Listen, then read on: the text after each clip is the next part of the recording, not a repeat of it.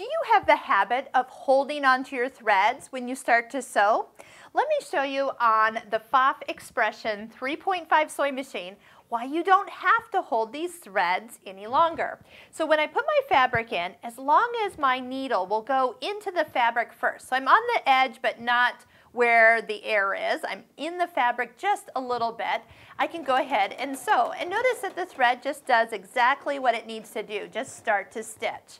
But what we find is that because this machine has the needle stopping in the up position, that it completes the stitch. Now, for those of you who are used to turning your hand wheel, I will hope that you kind of get out of that habit, because if you just bring your needle up, but the take-up lever isn't at the highest position, you will find that when you start to sew, things are not going to be where they should be. Threads are going to need to be held on to. So if you get in the habit of using your needle up or down, or tap your foot control just to finish that stitch, your needle, your thread, your stitch is complete, and then when you start again, you don't have to worry about holding those threads at all.